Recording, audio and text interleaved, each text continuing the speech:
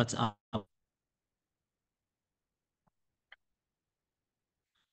Oke, pertama, apa itu ijtihad? Secara lugawi atau etimologi, ijtihad diambil dari kata al-jahad atau al-juhud yang berarti itu adalah masyaqqah. Masyaqqah di sini dijelaskannya itu kesulitan atau kesusahan.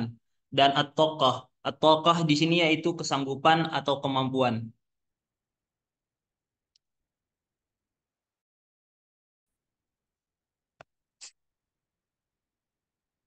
Pengertian ijtihad secara istilah, di sini terdapat dua golongan yang berbeda pendapat. Yang golongan pertama menjelaskan bahwasannya ijtihad ini tidak membatasi yang qat'iyah atau yang zonni. Sedangkan golongan yang kedua itu adalah ia yang membatasi definisi ijtihad ini pada segala sesuatu yang menunjukkan bahwasannya itu dugaan atau zonni. Di golongan yang pertama terdapat dari golongan contoh dari golongan pertama yaitu adalah Al-Ghazali. Yang disebutkan di sini adalah ijtihad adalah kesungguhan usaha seorang mujtahid dalam rangka mengetahui hukum-hukum syariat. Sedangkan di golongan kedua di sini ada contoh oleh Ibnu Al-Hayy bahwasanya ijtihad adalah upaya keras seorang ahli fikih dalam mengeluarkan segenap kemampuannya untuk mendapatkan hukum syar'i yang zonni, bukan yang qat'i. Dan Qaul Mukhtar yang terdapat yang saya baca di buku bahwasannya ijtihad itu istifragul faqih al-was'uh litsil zonni bihukmi syar'in, upaya sekuat tenaga ahli hukum untuk memperoleh pendapat berdasarkan suatu putusan hukum. Itu adalah pengertian ijtihad secara istilahi.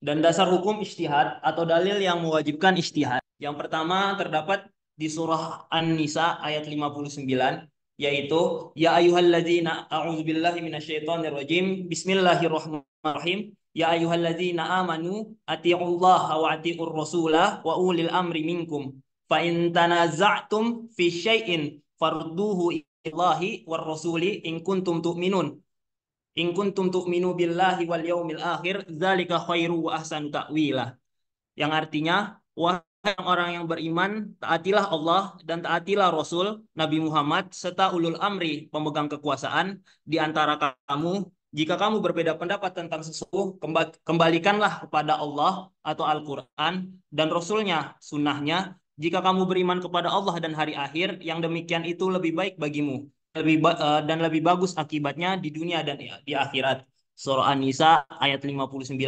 Itu yang menjelaskan dari Al-Quran. Sedangkan yang dijelaskan dalam hadis itu adalah idza hakamal hakimu fajtahada summa asaba falahu ajrani wa idza hakama fajtahada summa akhta'a falahu ajrun.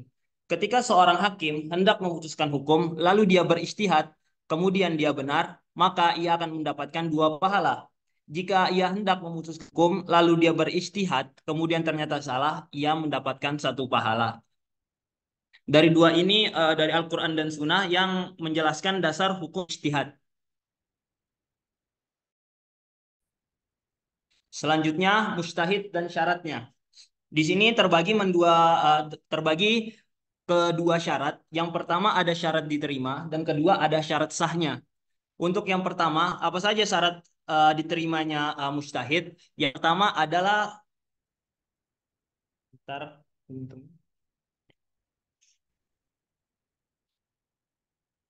yang pertama adalah Islam. Kenapa syarat diterima mujtahid itu Islam? Karena ijtihad ini salah satu dari ibadah dan syarat sahnya ibadah itu adalah Islam. Yang kedua balik.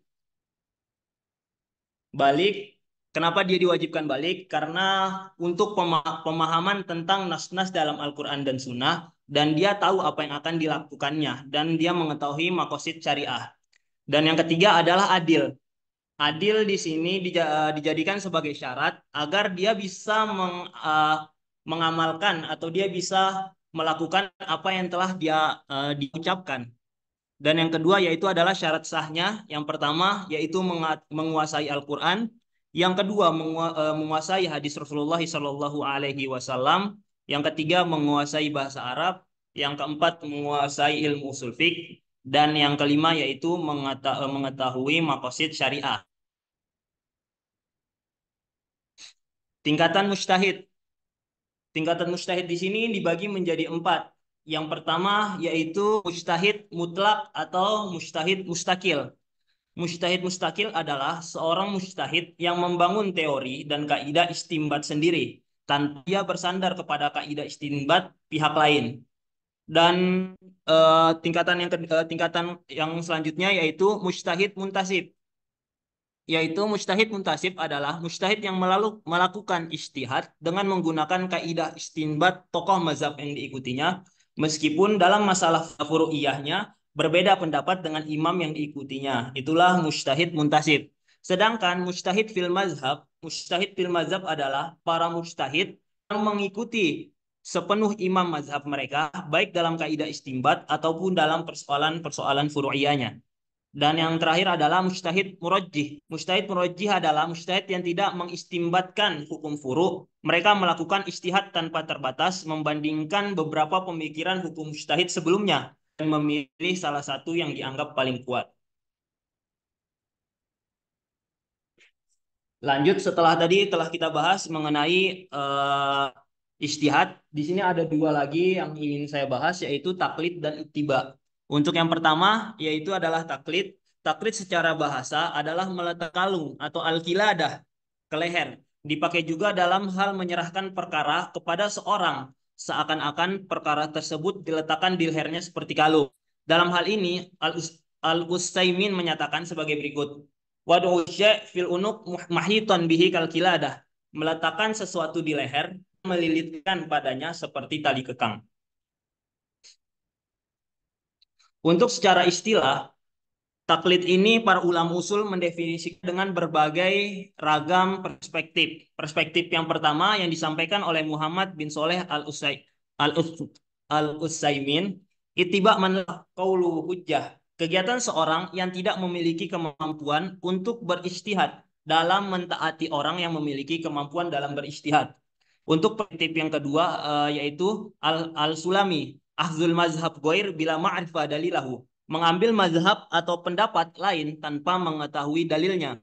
Dan untuk perspektif yang ketiga itu adalah Abdul Malik bin Abdullah bin Yusuf Muhammad Al-Juwaini. At-taqlid huwa ittiba' man lam yukim bittiba'ihi hujjah wa lam yastanid ila ilmin. Taklid adalah kegiatan seorang mengikuti orang lain sebab dirinya tidak mampu berijtihad dan tidak memiliki pengetahuan mengenai dalil atau sandaran atas suatu hukum. Dan yang untuk yang selanjutnya itu adalah ittiba. Secara bahasa, al-ittiba berasal dari kata tabi ayat seba'u yang berarti mengikuti atau menambah. Sementara secara istilah, yang pertama disampaikan oleh Abdul Hamid Hakim, qabulul qaul qail wa anta tadri min aina ma'khuzahu, yaitu menerima perkataan atau pendapat seseorang sedangkan engkau mengetahui dari mana pendapat itu diambil. Dan yang kedua yaitu dari Abdul Hamid Muhammad bin Badis Al-Sanhaji, ahzul qaul al-mujtahid ma'a ma'rifat dalilahu wa ma'rifatu kaifiyatu akhdhihi lil hukum min zalikat dalil. Ittiba adalah mengambil pendapat mujtahid dengan mengetahui dalilnya dan mengetahui metode dalam mengambil hukum dari dalil itu. Dan wajibnya ittiba di sini ada disebutkan di dalam Al-Qur'an dan di dalam hadis. Pertama, di dalam Al-Qur'an, qul ati'ullah war rasulah fa in tawallau fa innallaha la yuhibbul kafirin. Yang artinya, katakanlah taat Allah dan Rasulnya, jika kamu berpaling, maka sesungguhnya Allah tidak menyukai orang-orang kafir.